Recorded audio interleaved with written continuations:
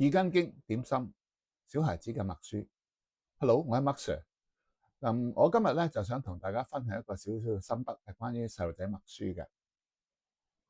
好多父母咧一講到細路仔默英文咧，就覺得頭痛，覺得好麻煩。咁我提議，不如試下以下呢個方法。第一點就係默音，唔好默字。我哋睇下呢啲字 ，asparagus、broccoli、dictation 呢類字咧都係比較長嘅。叫細路仔默咧，其實好多時咧都會有啲麻煩，有啲困難。咁咧，但係你又轉一轉角度，我哋默音咧，睇一個情況會點？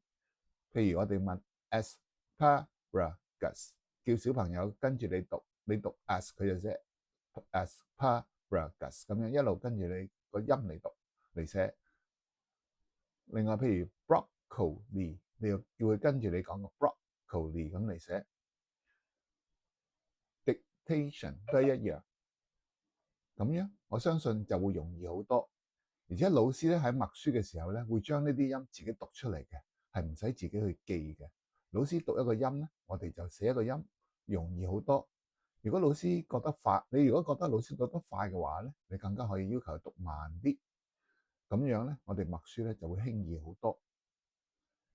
咁我哋練習默書嘅時候咧，就有4道練習法。咁我哋就要眼度、口度、心度、手度。咩意思咧？就係話溫習嘅時候，眼睇住目標嘅字，譬如呢個字啦 ，asparagus 咁先算啦。口咧就要望住嘅時候咧，就將佢讀出嚟 asparagus。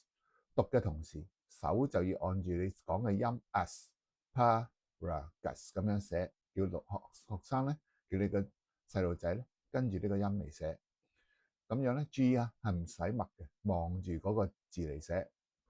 咁將呢個過程咧重複幾次，重複5次，咁咧通常學生咧都會記得噶啦，因為我哋同時用咗眼、口、手、耳仔、心，全部都用晒嚟做呢個練習，咁咧個記憶會好深嘅。